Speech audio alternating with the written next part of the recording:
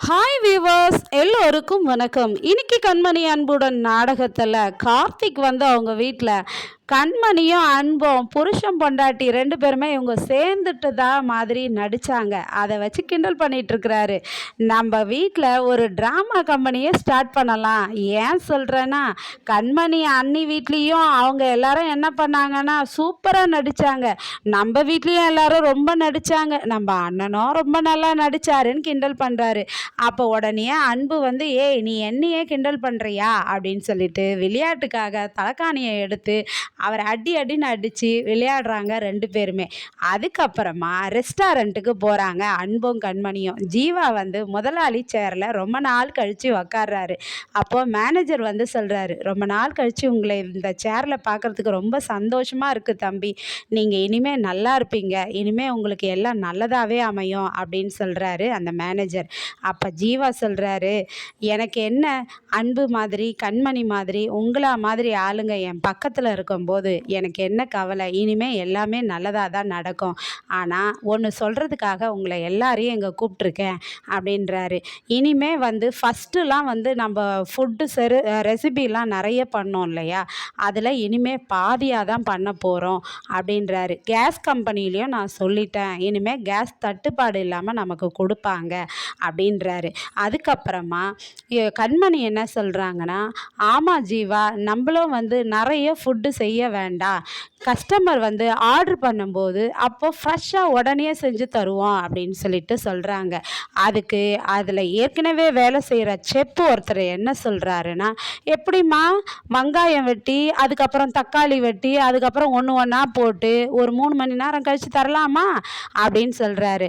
உடனே ஜீவா என்ன பண்ணுறாருன்னா, வாயை மூடுங்க, அவங்க என்ன சொல்கிறாங்கன்னு கொஞ்சம் கேளுங்க, அதாவது அவங்களும் என் கூட சேர்ந்து ஒரு பார்ட்னர், அந்த வார்த்தைக்கு மரியாதை கொடுங்க அப்படின்னு சொல்லி அந்த செப்பை திட்டுறாரு. திட்டிடுறோம், எல்லாரும் போயிடுறாங்க. அதுக்கப்புறமா அன்பு வந்து ஜீவா கிட்ட என்ன சொல்கிறாருன்னா, ஜீவா நான் மட்டும் இருந்தேன் என் ரூமில், இப்போ வந்து அம்மாவும் என் கூட வந்துட்டாங்க, கூடவே என்னுடைய தம்பியும் தம்பி ஒய்ஃபும் வந்துட்டாங்க, நாங்கள் எல்லாரும் சேர்ந்து தான் அந்த வீட்டில் இருக்கோம் அப்படின்னு சொல்லிட்டு சொல்கிறாரு. உடனே வந்து ஜீவா என்ன நினைக்கிறாருன்னா, அன்பு நீங்கள் என்ன சொல்ல வரீங்கன்ட்டு நான் புரிஞ்சுக்கிட்டேன், அதாவது நீங்கள் மட்டும் இருந்த வீட்டில் இப்போ எல்லாரும் இருக்கிறாங்க அப்படின்ற மாதிரி தானே சொல்ல வரீங்க. அந்த வீடு நான் உங்களுக்காகவே அலாட் பண்ண வீடு தான், அதனால் நீங்கள் ஃபேமிலியாக தங்கிக்கலாம், எனக்கு ஒரு ப்ராப்ளமும் இல்லை. பரவாயில்ல அன்பு, அம்மாவும் கூட வந்துட்டாங்கன்னு சொல்கிறீங்க, இனிமேல் உங்களுக்கு சுட சுட ருசியான சமையல், அம்மா கை சமையல் தான், இனிமேல் ரெஸ்டாரண்ட்டு ஃபுட்டுலாம் இல்லை, என்ஜாய் பண்ணுங்க அப்படின்றாரு. உடனே சிரிச்சுக்கிட்டே சந்தோஷமாக இது பண்ணுறாரு. அப்புறம் நான் உங்கள்கிட்ட ஒரு உதவி கேட்பேன், என் தம்பி ஒருத்தவன் இருக்கான், அவன் வேலை இல்லாமல் தான் இருக்கான், அவனுக்கு ஒரு வேலை இந்த ரெஸ்டாரண்ட்டில் கொடுக்க முடியுமா அப்படின்னு சொல்லி கேட்குறாரு. எதன் அடிப்படையில் நீங்கள் கேட்குறீங்க அப்படின்னு ஜீவா கேட்குறாரு.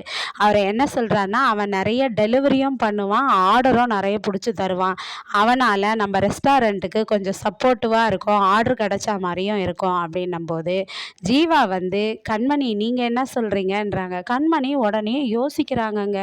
அவங்க யோசிக்கிறத பார்த்தா அன்புக்கு வந்து இவங்க ஒத்துக்க மாட்டாங்கன்னு தோணுது. ஆனால் அதுக்கப்புறம் கண்மணி வந்து ஒத்துக்கிறாங்க. ஒத்துக்கிட்ட பிறகு ரொம்ப சந்தோஷமாக ஆயிடுறாரு. அப்புறம் அன்பை தேடி இந்த வெண்ணிலா வராங்கங்க. யாரோ வந்திருக்காங்கன்னு சொல்லிட்டு வந்து சொல்லவும், அன்பு சார் உங்களை பார்க்க யாரோ வந்திருக்காங்கன்னு கூப்பிட்றாரு ஆஃபீஸ் பாய்.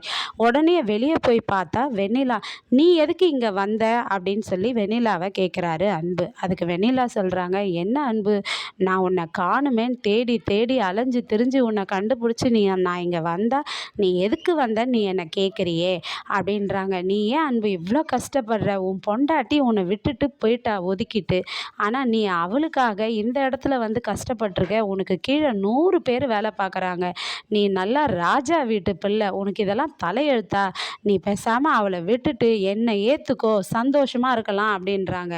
உடனே அன்பு வந்து என்ன சொல்கிறாருன்னா, உன் கனவெல்லாம் பலிக்காது, முதல்ல இங்கேருந்து போன்னு திட்டி அனுப்பிச்சிடுறாருங்க.